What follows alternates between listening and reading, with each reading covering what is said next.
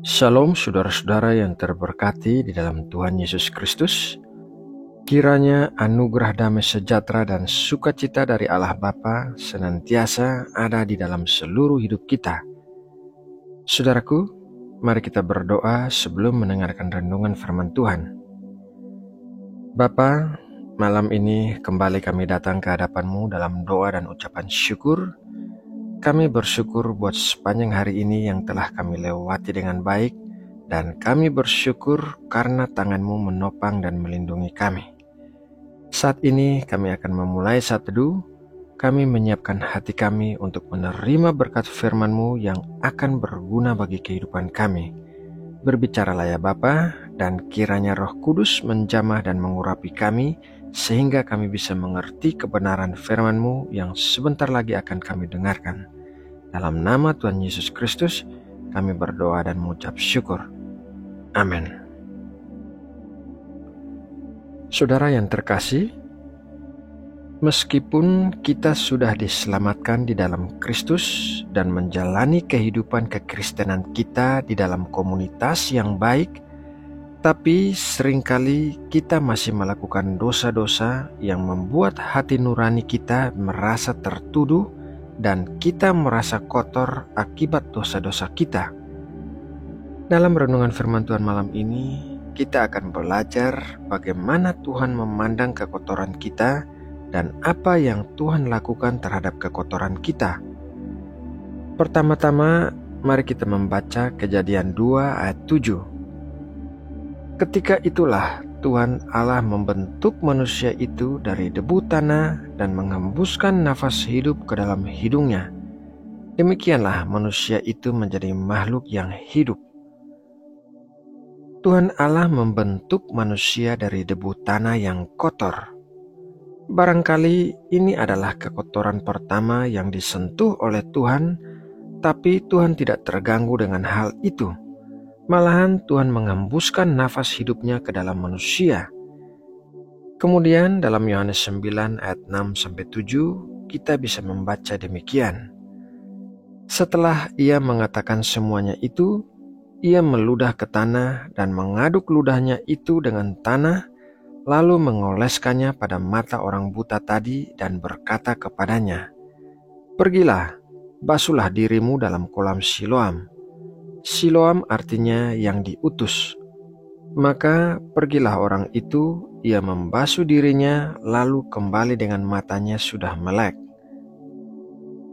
Saat Tuhan Yesus menyembuhkan mata seseorang yang buta sejak lahirnya, ia mencampurkan ludahnya dengan tanah. Bagian yang penting dari Tuhan Yesus, yaitu DNA-nya, dicampurkan dengan tanah yang kotor untuk kemudian dioleskan ke mata orang yang buta itu sehingga orang itu disembuhkan. Kisah lainnya dalam Yohanes 8 ayat 6-8. Mereka mengatakan hal itu untuk mencobai dia supaya mereka memperoleh sesuatu untuk menyalahkannya. Tetapi Yesus membungkuk lalu menulis dengan jarinya di tanah. Dan ketika mereka terus-menerus bertanya kepadanya, ia pun bangkit berdiri lalu berkata kepada mereka, "Barang siapa di antara kamu tidak berdosa, hendaklah ia yang pertama melemparkan batu kepada perempuan itu." Lalu ia membungkuk pula dan menulis di tanah. Saat Tuhan Yesus diperhadapkan dengan wanita yang kedapatan bersinah, orang-orang Yahudi berharap Tuhan Yesus menghukum wanita itu dengan hukuman mati sesuai dengan hukum Musa. Akan tetapi Tuhan Yesus hanya membungkuk dan menulis di tanah.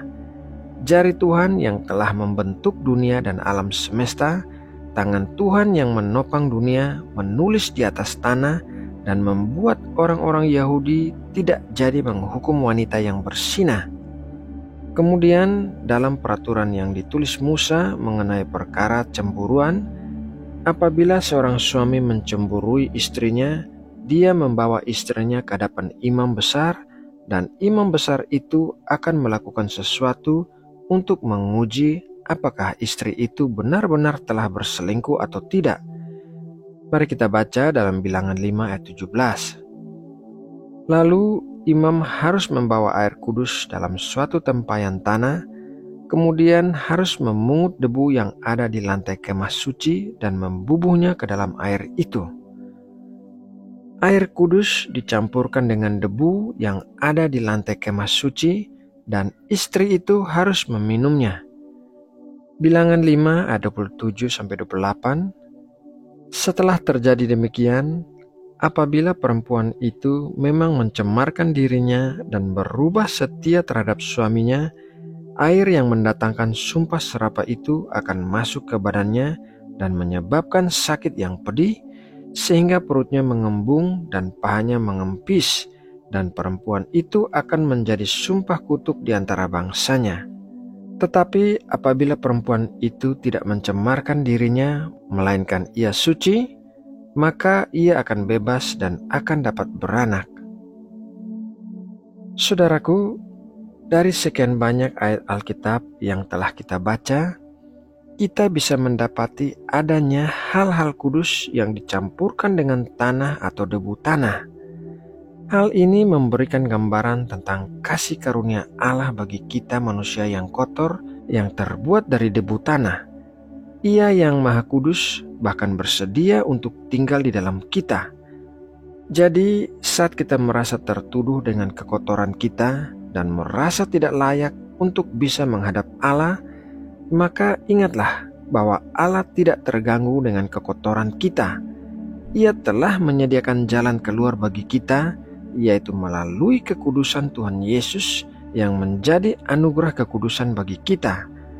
Melalui Tuhan Yesus, kita menerima pengampunan dari semua dosa-dosa kita dan dilayakkan untuk bisa menghadap Allah. Nah, saudaraku, demikianlah renungan firman Tuhan malam ini. Semoga kita semua semakin dikuatkan dalam iman percaya dan pengharapan kita di dalam Tuhan Yesus Kristus. Mari kita berdoa untuk menutup renungan ini. Bapa Allah yang penuh kasih karunia dan belas kasihan, terima kasih Bapa, malam ini kami sudah diajarkan satu lagi kebenaran firman-Mu. Kalau hati nurani kami merasa tertuduh dengan kekotoran kami akan datang kepadamu dengan kasih karunia yang telah kami terima melalui Tuhan Yesus Kristus. Kami percaya apa yang telah dilakukan oleh Tuhan Yesus telah membuat kami menerima pengampunan dosa-dosa kami dan pengudusan, sehingga kami layak untuk menghadap Engkau. Ya Bapa, sebentar lagi saat kami tidur, kiranya tangan-Mu menopang dan melindungi kami di sepanjang malam. Kiranya kasih dan damai sejahtera-Mu melingkupi kami serta memberikan kami ketenangan. Di dalam Engkau kami aman, di dalam Engkau kami percayakan seluruh hidup kami. Ya Bapa, malam ini kami juga menopang bangsa Indonesia dengan doa kami. Kami memohon berkat-berkat kesejahteraan bagi bangsa kami. Kami memohon perlindungan dan hikmat bagi para pemimpin negeri ini. Terima kasih ya Bapa. Di dalam nama Tuhan Yesus Kristus, kami berdoa dan mengucap syukur. Amin.